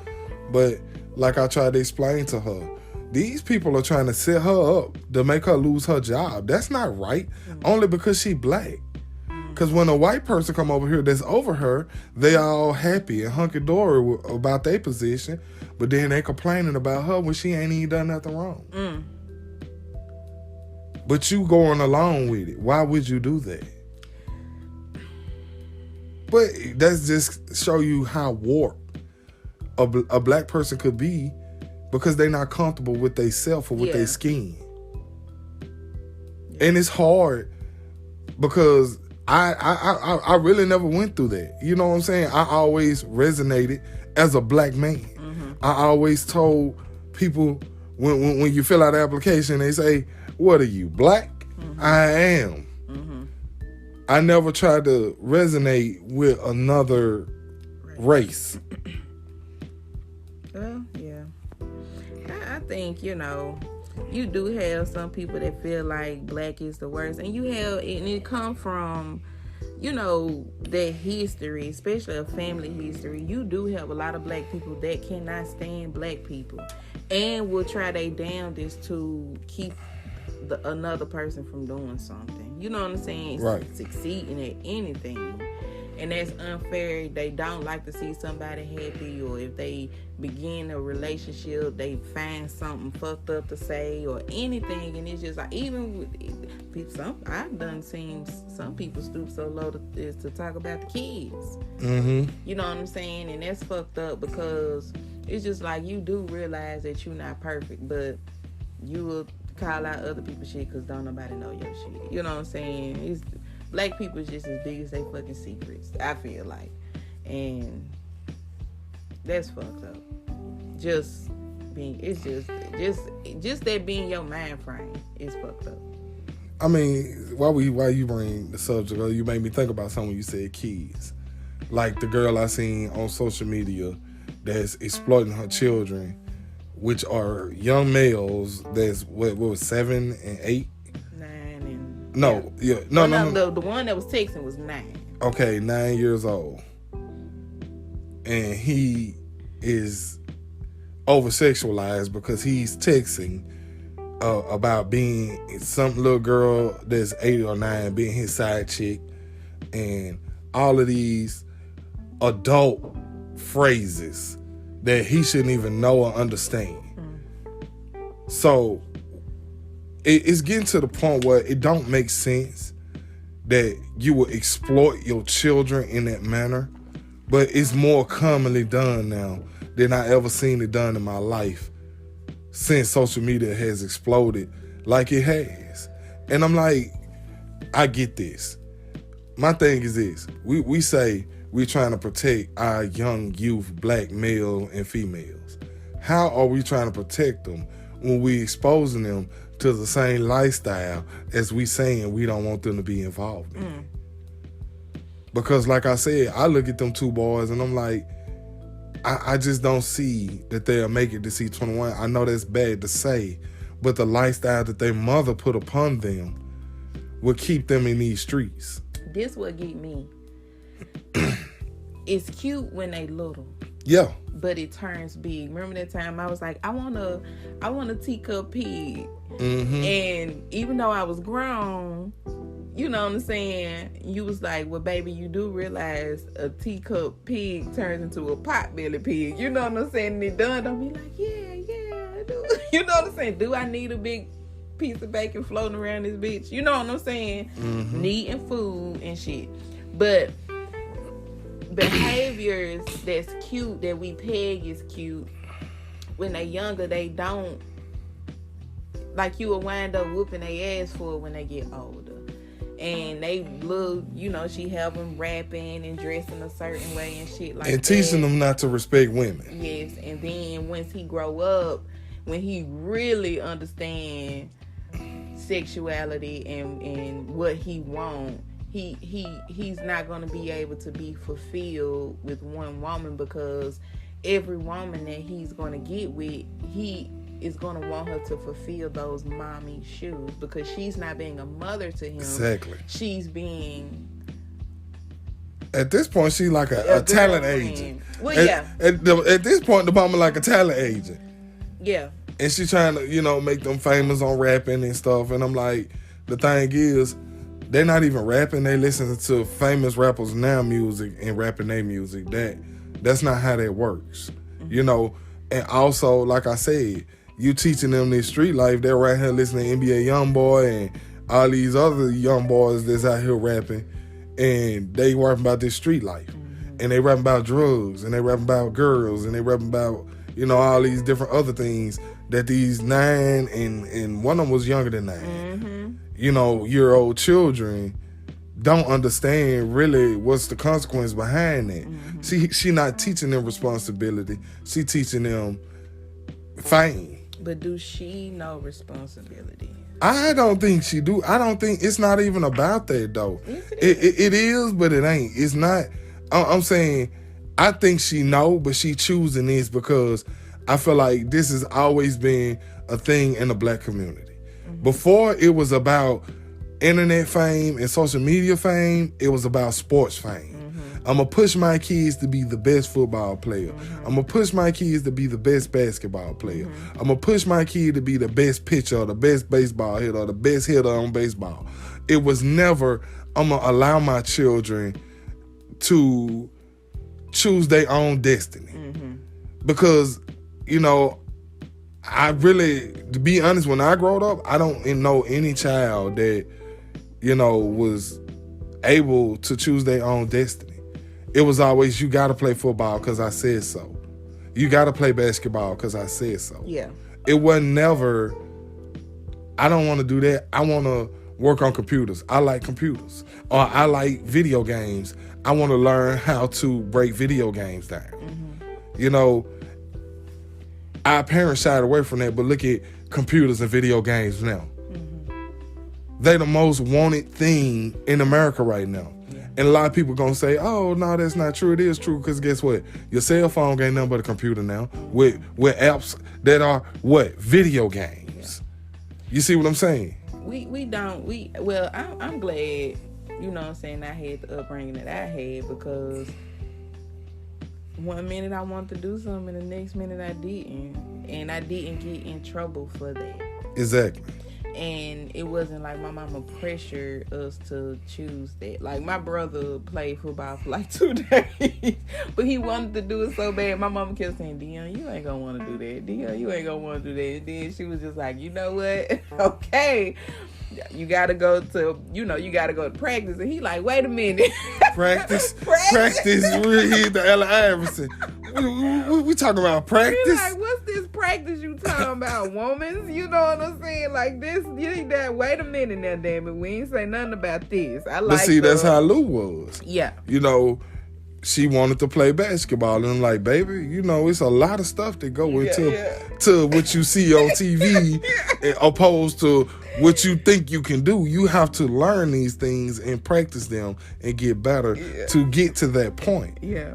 Once she realized that, because she thought I was running her for the little 10, 12 minutes she was running, she had to do that 45-minute practice.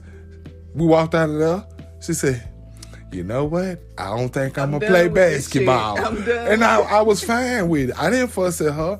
I told her, I said, now I told you before you done this practice or this tryout that it's going to be hard. And you have to dedicate real time to this to be a good player. Yeah. I said, because there's so many good players, it's not that many great players. Yeah. I said, so just to be a good player, you have to dedicate a lot of time too. But if you want to be a great player, you got to dedicate more time. Yeah. Once she understood that, she was like, yeah, I think basketball ain't for me. I'm going to stick to drawing. And I wasn't mad, and I wasn't going to fuss at her for that. Hell, we still got a rim sitting in front of the house that ain't being used. Motherfucker dusty. Right. You know, it been sitting there so long, a ball ain't hit the net so long, the net done turned green. You know, but I'm not mad about it because I'm not going to force her to do something. I want her to make her own destiny or what she like to do. I think that's completely unfair as a parent to make your child be this. When, they doing it, but at a point in their mind, they're not even doing it because they want to do it no more. They doing it to please their parents. And that's another thing that you do have to realize, that our kids see the worst of us.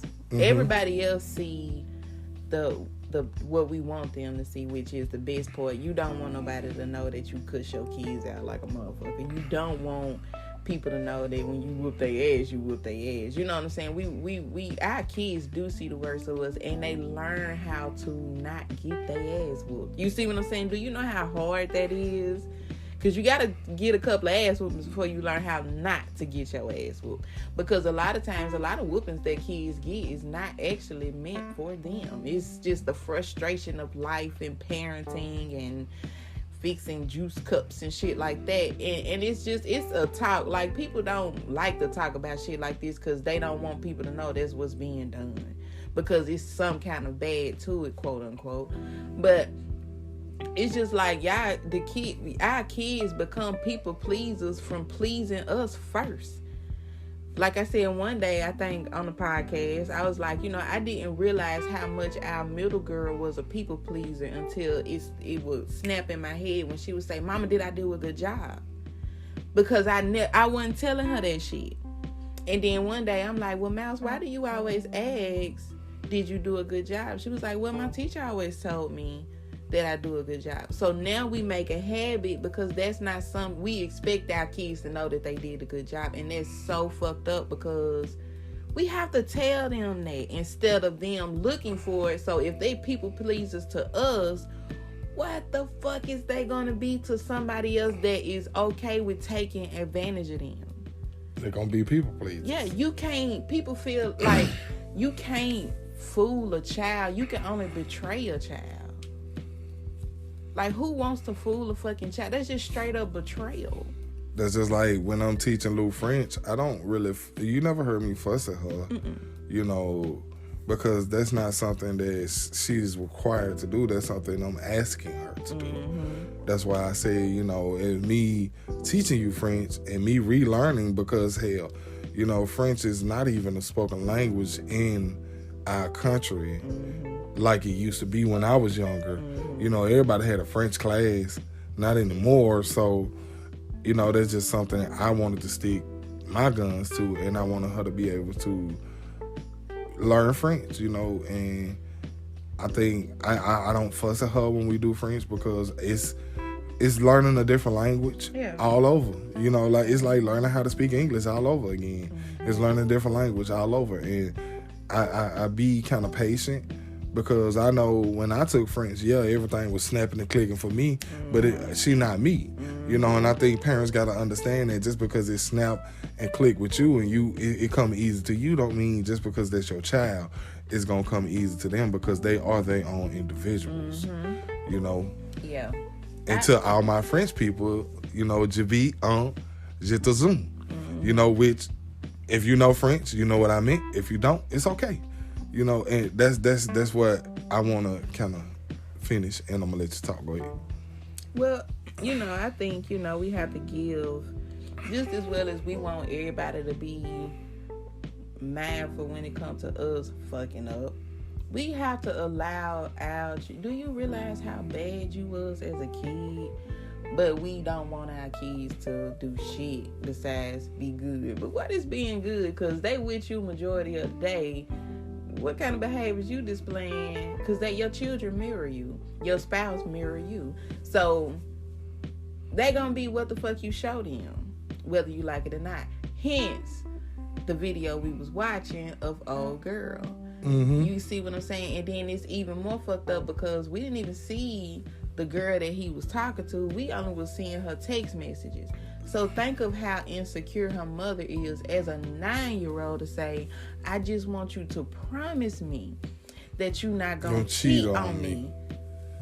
Like she been through multiple relationships or something, she only 9. But guess what? That ain't even a lie, because she have. Because think about how many men her mama probably done had in and out the fucking house.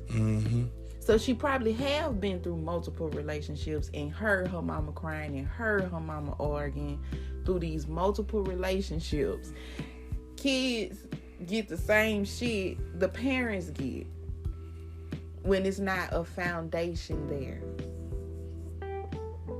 Because we show our kids so much bullshit and we think they don't listen. Our kids, we got girls. That mean it is a shitload of, and they ain't even really necessarily got friends. It's just them, you know what I'm saying, and they cousins. It's a whole bunch of she say. You know what I'm saying? That's just drama city, just being girls, period. So how can they live in an unstable environment to the point where I can't imagine Luke at 9 years old talking to a boy and saying, just promise me, like she didn't even spell promise right, that you ain't gonna cheat on me. Well, a lot of words they was texting back and forth on either side was spelled correctly, and that's what I was thinking about. I'm like, you ain't even you proud of these text messages that you put up that your son was sending to another child, a little girl, but you not having a problem with the correct spelling, the incorrect spelling that he's portraying through these text messages. Yes, because when they young, the stupidity is cute. When they young, the behavior that they mimic from somebody else is cute. You know what I'm saying? And I found myself laughing at shit all the time on the internet. You be like, that shit is not funny. You know what I'm saying? But it do be funny to me.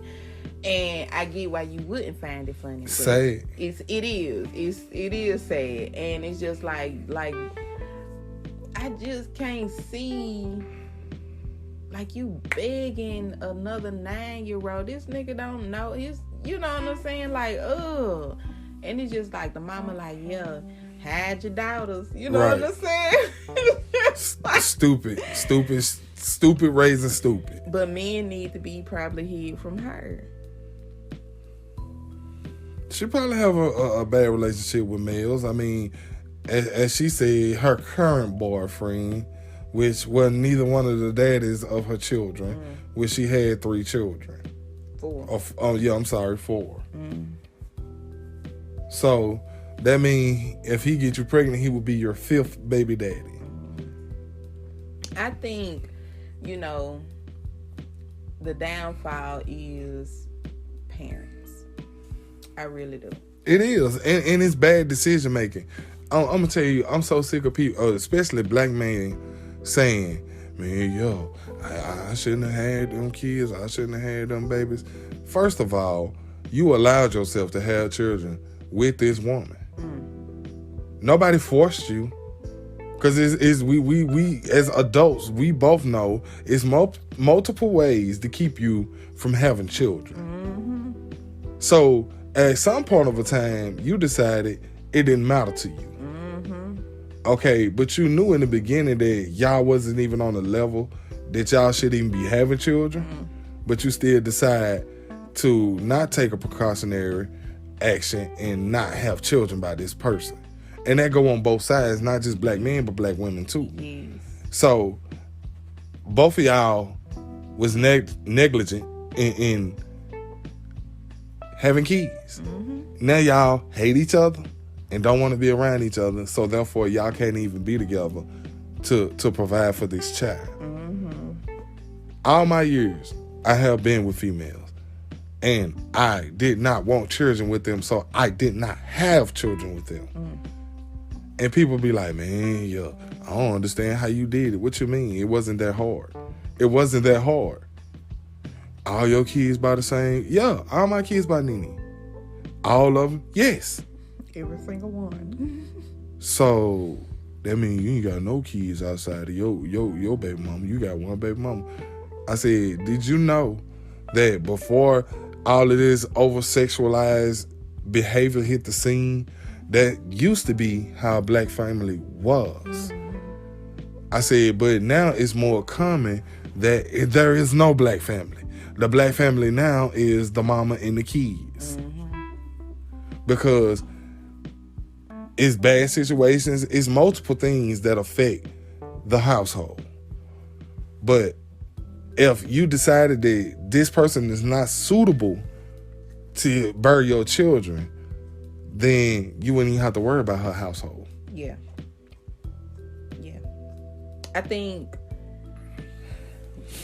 we don't give enough thought on what is it exactly that we want when it comes to a family. Because men's outlook on the world is totally different from women's outlook on the world. But we don't have those conversations when we first get together. That's true. We didn't jump into, like, we purposely did not have children for 3 years, because at that point, I think between year 1 and year 4, that is y'all got to get to know each other. Because you don't really know somebody until you really spent time with them. I don't think it's enough time being spent between these two people. Let me do my own Pokemon. I don't think it's enough time between people being spent together, just them two. Because once kids come in, and it might sound ugly, but it is. Once children are born between two people, you don't have time for each other no more. Not necessarily like you used to. Not necessarily like you used to. And then there will be some point of a woman's mind thought is, my life is all about these kids now. Especially if that's not something she just decided that's what she wants. And with a man, it's like, damn, I got needs. Fuck them kids. And I'm not saying that it's not a fucked up thing, but as a person, you want your needs to be met. But then here you go, the woman on the standpoint, the kids come first. And then you got the man's standpoint, I was here for these kids, which is true. You get what I'm saying? And her side is true. But then you don't necessarily, depending on how the people was raised, they don't come to an agreement. There's no agreement. which makes it a disagreement. Because even Mariah Carey did an interview the other day and was like, I wanted to make Nick Cannon happy. And he said this.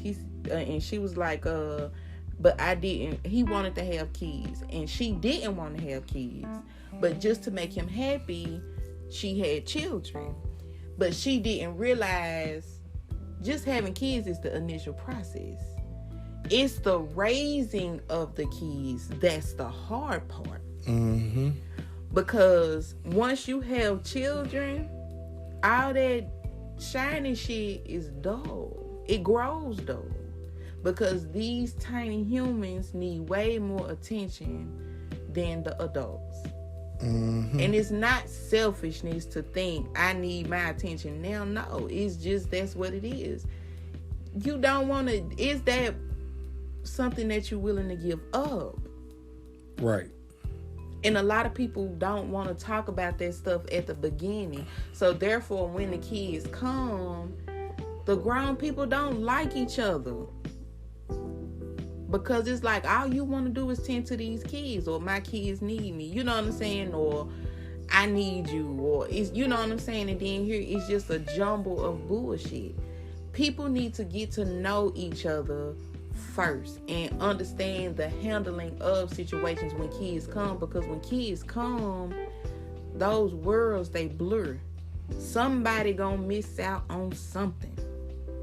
Somebody gonna miss. Mm-hmm. And how do that somebody that miss react?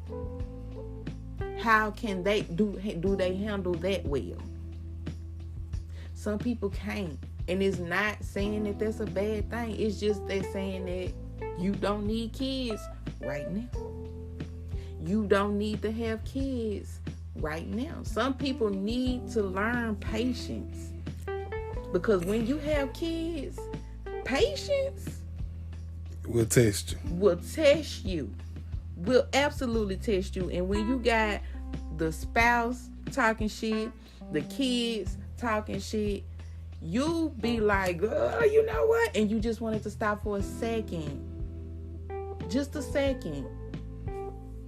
But that's not how it come out, because it's frustrating. You know what I'm saying?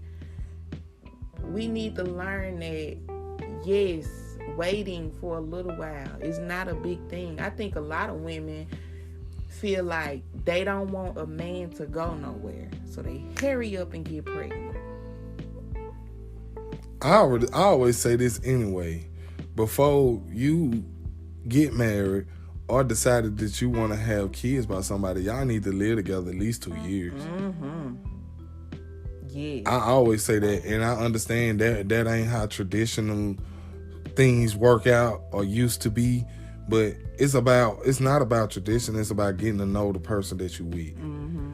You know, knowing the good, the bad, the ugly. Mm-hmm. You know, and I'm not saying that everybody gonna have negative outcome from it, because I think it's like I said, it's the more you get to know this person, the better things will get, or the worse things will get, depending on what y'all want out of each other, or want together as a couple, or engaged couple, mm-hmm. or potential parents. Mm-hmm. You know, I think it's way too easy for people to just have kids now and not take care of them. And I'm like, but just because you pay child support don't make you a good parent. That make you a shitty ass parent, because yes, you paying the financial aspect through the court system, but you ain't spending the time with the children. I feel like if you don't want somebody as a child, don't have kids with them. You get what I'm saying? And that's really something to think about, because you can deal with a person as an adult. That tiny human is going to become partial of that adult. Mm-hmm. People don't necessarily like their spouses or who they have kids with, but they'll have kids with their ass, and it don't make sense. It don't make sense. It don't. And I know a few people, you know, that had children with somebody that they say they just despise. But I'm like, how can you lay down and have children with a woman? Because this came from a couple of guys I knew and grew up with. How could you lay down and have children with a woman who you feel like you despise? That don't make sense to me. If you despised us that much, it shouldn't have been that. But how did you go from to the point of actually having a child with them to that hateful point? According to one of them, it was always there. They always didn't get along. And I'm like, but, you know, the act of having sex is not necessarily the feeling, you know. It's a participation. Mm-hmm. So y'all had to get along enough to participate to do this. I got to a point where, like, if when you talking to people, if a motherfucker sit up and tell me don't nobody fuck with me, well, why not? I don't know. That's the problem. It's them that's the problem. Because everybody in your life just don't just fuck with you. You get what I'm saying? You did something. I don't know about it. It's something you ain't motherfucking telling. Mm-hmm. You know what I'm saying? People have to learn that you can't be so quick to make it seem like everybody else the problem. Usually when everybody else the problem, it's you. It's you. And that's not fair because, like I always say, when you first talk to somebody or be friends with somebody, any kind of shit, you present your best self. You do not show them that ugly shit. You wait till it's a more comfortable situation where you like, okay, now mask off. You know what I'm saying? And that's how it is. People have to realize that. Because these women will get with men and these men will get with women. And one day you will see that mask lift off. You have to be like, can I live with that shit? Can I live with that? Because that's how the demise, the you know what I'm saying? That's how it comes to that hateful point. Mm-hmm. Because even though you saw the ugliness, you thought you could live with that shit. Or you dismissed it. You shouldn't have dismissed it the first time. Right. Now you hate this motherfucker, but you only hate him because you allowed it. Okay, now on that note, I'm gonna go ahead and end this one. This will be episode 10, season 1. You know, to give and take anything from all the conversations we had today, you know, I really can't round it up because we had multiple conversations about multiple things, but I want to say this. We as black people have to get better equipped with intelligence on what's going on in the world, how we're being treated, and the honest to God truth, as they say. Because it's so many people that put on these hats and say, oh, I'm black, oh, I support y'all, and leave us in the dark every time. We have to be better equipped for these situations because it's a recurring thing. It's not something that is shocking because it just happened. And I think that's the message that I'm trying to spread, is that these things could be stopped or changed. But it can only be stopped and changed if we decide that's what we want to do. As long as we sit in the comfort of our home or our job or our cars or our hood or our block and decide that we are our own individual and we don't care about whatever happens until it happens to us, then the way we've been treated in the streets, in the job market, and everywhere else will be the same. Now, you can sum yours up how you feel about whatever is up to you. I just think as the, black community keeps striving, because I feel like it's been more stuff done in this time Mm-hmm. than in a long time. And I feel like, as long as we stay more conscious about what we do as a person, things will get better. If you know you do wrong, understand there is a consequence. Don't just want to accept the good from good things and you not putting out good. It's just unfair for you to even just think that way. And it's not unfair to everybody else. It's unfair to you. So I think as long as we be mindful of consequences, we'll make better choices. Plain and simple in the black community. And that's it for me. All right. Thank you for joining Thermal Vikings podcast. This concludes another episode. Stay tuned.